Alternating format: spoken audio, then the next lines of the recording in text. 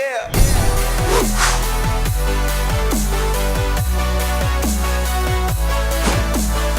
Welcome back to the Gridiron Expert, bringing you some of the best college football news, predictions, and analysis.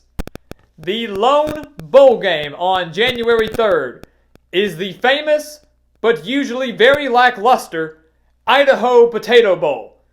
This year featuring Ohio from the MAC taking on Nevada out of the Mountain West. The Bobcats finishing 2019 with a 6-6 record. Fairly disappointing considering many thought they could win the MAC Eastern Division, but they are still making their 5th straight bowl game. Nevada, they're looking for back-to-back bowl wins for the first time in school history, finishing this year at a 7-5 in Jay Norville's 3rd year with the Wolfpack. These two teams across the board, both offensively and defensively, are very, very different. And you really see that drastic difference on the offensive side of the ball. Ohio, they're one of the most explosive teams in the MAC, led by one of the better quarterbacks in the group of 5. They're averaging 34.7 points per game, led by their senior quarterback Nathan Rourke, who by himself, listen to this, by himself ranks 21st in the nation in total offense. Nathan Rourke, if it was just him out there on the field, would rank 21st in the nation in total offense, averaging 288 yards per game collectively. He's a very dangerous dual-threat quarterback and has been such a major key for Ohio's success in these recent years. But Rourke leads a passing attack that averages 226.8 passing yards per game and a rushing attack that averages 216.5 rushing yards per game. So this is an Ohio offense, guys, that once again, as we've said for years now, has been one of the better offenses in the MAC. And it's unfortunate to see them at 6-6 with such a balanced team. But they're averaging 443.3 yards per game collectively, and they've put up 152 points in just their past 3 games.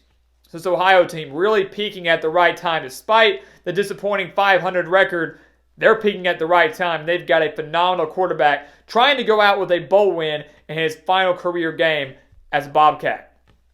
Nevada, on the other hand, we talked about drastic differences. Ohio, 34.7 points per game. Nevada, just 21.3 points per game. Yet despite that abysmal mark, that's a very, very low mark, they still managed to beat Purdue back in the season opener and did beat San Diego State, a strong defensive team, one of the better teams out of the Mountain West Conference. They're putting up 237 passing yards per game, about 123 rushing yards per game, and they're led by a freshman quarterback in Carson Strong, who's put up 1,933 yards, 10 touchdowns, and 7 interceptions. So those statistics, not great, but considering the circumstances that Nevada has had to deal with offensively, considering the fact that they have played a freshman quarterback for a lot of this season, those numbers aren't all too bad. Defensively, neither of these teams are very good. Different, yes, but not very good. Ohio allowing 27 points per game, while Nevada's allowing 32.1 points per game. And I look at the Wolfpack here and how much worse they are than Ohio defensively, even though 5.1 points separate them in their point differential. Nevada's allowed 30 points or more 6 times this season.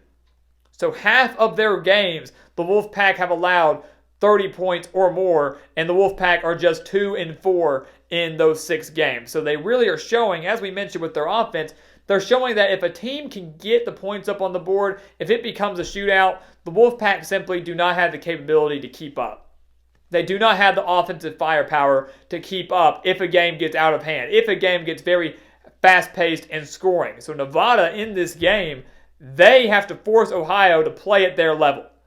They have to force Ohio to play at their tempo and at their speed. If the game gets out of hand, Nevada allows Ohio to control the game, it's over, and Ohio will clinch a 7-6 season and win the Idaho Potato Bowl. Nevada is allowing 259.8 passing yards per game, 137.9 rushing yards per game. And as we mentioned, they've got to face Nathan Rourke at quarterback, who can beat you through the air. He can beat you on the ground. 21st in the nation in total offense from one guy. Unbelievable. But then you've got O'Shawn Allison, the running back for Ohio, who's put up 823 yards and 6 touchdowns. So this Ohio team across the board, even though it's been, once again, a disappointing season, the offense that they've got is very, very difficult to stop. And Nevada is certainly going to have their hands full. So when you look at this, we said it's the Idaho Potato Bowl, and it's been fairly lackluster. Many of the recent meetings between in this bowl game have been blowouts, have been boring. They have not been very fun to watch. And many people might not even be tuning into this. This may not be a game on many people's radar as the lone game on January 3rd. But I do say it is the only game. It is college football, and we're running out of games to watch. You got to soak it all in while you can. So who are we taking up in Idaho? Who are we taking in this lone game? I will say this. Do not let records and statistics, for that matter, fool you. Sometimes people base the wins off of teams that have the better record. Oh, Nevada's 7-5.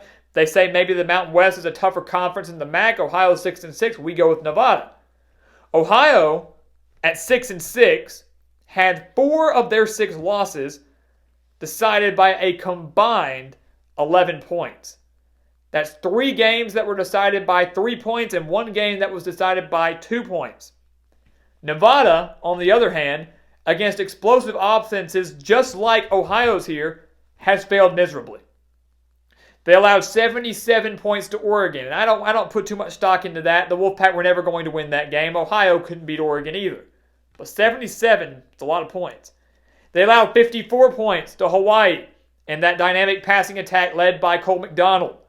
They allowed 38 points to San Jose State, and they allowed 36 points to Jordan Love and Utah State. The point being that when Nevada has faced an explosive offense, when Nevada has faced a very explosive and balanced team, they have failed defensively.